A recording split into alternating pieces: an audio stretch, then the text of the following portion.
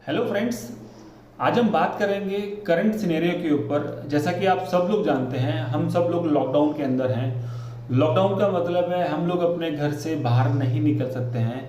ये सब चीज़ें हमारी सेफ्टी के लिए ही हैं। हमें गवर्नमेंट के या गवर्नमेंट बॉडीज़ के, गवर्नमेंट अथॉरिटीज़ के रूल्स को, उनके जो भी सुझाव हैं उनको फॉलो करना चाहिए। वो सब चीज़ें हमारी भलाई के लिए ही हैं। ऐसे में जब कुछ लगभग एक सवा महीने से हम लोग अपने घरों में हैं और हम लोग मेंटली, फिजिकली, इमोशनली थोड़ा डिफरेंट फील कर रहे हैं, क्योंकि आज तक हमारी लाइफ में ऐसा नहीं हुआ कि हमने एक सवा महीने की लगातार छुट्टी मनाई हो। और छुट्टी भी इस तरह की कि हम लगभग 24 घंटे अपने घर पर हैं और अपने घर से बाहर नहीं जा सकते हैं। ऐसे में हम लोग मेंटली, इमोशनली थोड़ा सा परेशान हो जाते हैं। आज हम बात करेंगे किस तरह से इस स्टेट ऑफ माइंड को थोड़ा चेंज किया जा सकता है और इस टाइम को अच्छे से यूटिलाइज किया जा सकता है।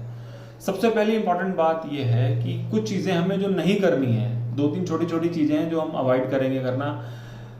इस सिचुएशन के ऊपर हमारा कोई भी कंट्रोल नहीं है। अगर हमारा कंट्रोल नहीं है तो हमें इसके बारे में ज़्यादा सोचना विचारना नहीं चाहिए और ना ही ज़्यादा चिंता करनी चाहिए, क्योंकि जब मैं कुछ बदल ही नहीं सकता हूँ तो उसको सोच के भी फायदा क्या। दूसरी जो इम्पोर्टेंट बात है, हमें कोशिश करनी चाहिए कि इस बीमारी का जो भी प्रॉब्लम है उसका नाम बार बार नहीं लेना चाहिए। आप लोगों ने भी सुना होगा, हम अपने बचपन में दादा दादी, नाना नानी से, वो लोग, हमारे बुजुर्ग, किसी भी बीमारी का नाम नहीं लेते थे। अगर किसी को कुछ तकलीफ हो भी जाती थी तो सिंपली इतना कहते थे कि इसका स्वास्थ्य अच्छा नहीं है, इसकी सेहत अच्छी नहीं है, ये चंगा नहीं है, या कुछ भी ऐसा कह देते थे। लेकिन बीमारी का नाम नहीं लेते थे। वो लोग बीमारी का नाम लेना अवॉइड करते थे। हमें भी वैसा ही करना चाहिए। इसके पीछे कारण या लॉजिक सिर्फ इतना ही है, अगर कोई भी नेगेटिव इमोशन वाला शब्द हमारे ब्रेन में बार बार जाएगा, तो वो एक रॉ मटेरियल की तरह ही बिहेव करेगा। जैसा कि फैक्ट्रीज चलती हैं, कपड़े की फैक्ट्री में कपड़े का थान जाता है और शर्ट्स या ट्राउजर्स बन के बाहर निकलते हैं। केचप की फैक्ट्री में टमाटर अंदर जाते हैं, केचप बन के बाहर निकलता है। तो हमारे ब्रेन में अगर नेगेटिव इमोशन वाले शब्द बार बार जाएंगे तो नेगेटिव थॉट ही बन के बाहर निकलेगा। और इसका सबसे बड़ा जो सोर्स है वो है मीडिया। हमें अवॉइड करना चाहिए बहुत ज़्यादा न्यूज़ चैनल्स को देखने के लिए, या बाकी की जो भी नेगेटिव इन्फॉर्मेशन जहाँ से भी आती है हमें उसको बिल्कुल अवॉइड करना चाहिए। खास तौर पे बड़ों को तो ध्यान रखना चाहिए कि बच्चों को तो बिल्कुल भी ये चीज़ें ना दिखाएं। अब हम बात करेंगे दो सबसे ज़्यादा इंपॉर्टेंट पॉजिटिव टॉपिक की, जिसको अगर हम थोड़ा सा फॉलो करें तो अपनी ज़िंदगी को बिल्कुल बदल सकते हैं और इस टाइम को ब्लेसिंग्स वाले टाइम में कन्वर्ट कर सकते हैं। हम इस ब्लेसिंग्स वाले टाइम में दो चीज़ों को अगर फॉलो करते हैं, दो इंपॉर्टेंट पॉइंट है, अगर हम उनको अंडरस्टैंड करते हैं तो वाकई में ये टाइम हमारे लिए बहुत अच्छा साबित हो सकता है। सबसे पहला और इम्पॉर्टेंट पॉइंट है फूड, खाना। हम दिन में 2 या 3 बार खाना खाते हैं, 2 मेजर मील होते हैं या 2 माइनर मील होते हैं, या जिस भी तरह से हम अपनी लाइफ को लीड करते हैं। खाना खाते वक्त मोस्ट ऑफ द टाइम ये ऑब्जर्व किया गया है कि हम किसी ना किसी मीडिया के साथ होते हैं। दैट मीन्स इंटरनेट पे हैं, लैपटॉप पे, आपका डेस्कटॉप पे, यूट्यूब पे हैं, या आपका व्हाट्सएप पे है, ट्विटर पे है, लिंक्डइन पे, या हम टीवी देख रहे होते हैं। जब भी हम खाना खाने बैठते हैं, हम खाना कब खाते हैं? जब हमें भूख लगती है।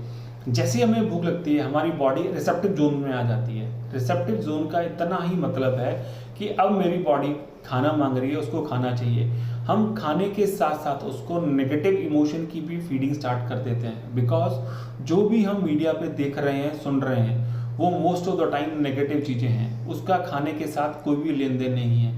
अगर नेगेटिव इमोशन के साथ मैं खाना खा रहा हूँ तो डेफिनेटली उसके न्यूट्रिएंट्स मेरी बॉडी एब्जॉर्ब नहीं कर पाएगी और मेरे को इंडाइजेशन की भी शिकायत हो जाएगी। अगर आप इस एक हैबिट को बदल लें, छोटा सा काम करना है, खाना खाते हुए ज़मीन पर बैठ के खाना खाएं, खाना धीरे खाएं, और खाना खाते वक्त आप कोई भी सूदिंग भजन लगा लें या शब्द या कीर्तन लगा लें। स्पिरिचुअल टॉक भी लगा सकते हैं, बट उसकी बजाय रिकमेंड यही किया जाएगा कि आप कोई भजन, शब्द, कीर्तन लगा लें, बिकॉज उसमें थोड़ा सा म्यूजिक होता है। इसके साथ साथ अगर आप खाना खाते हैं तो पॉजिटिव इमोशन आपके ब्रेन में जाना शुरू कर देता है। सबसे ज़्यादा अच्छी बात ये होगी कि आपका खाना डाइजेस्ट हो जाएगा और आपको उसकी पूरी न्यूट्रिएंट्स वैल्यू भी मिल जाएगी। खाना हमें डाइजेस्ट अच्छे से होगा, न्यूट्रिएंट्स वैल्यू मिलेगी। सिर्फ एक ही हैबिट हमें चेंज करनी है कि खाना खाते वक्त जब भी 2 मेजर मील हम लें, उस वक्त हम भजन सुनते हुए लें।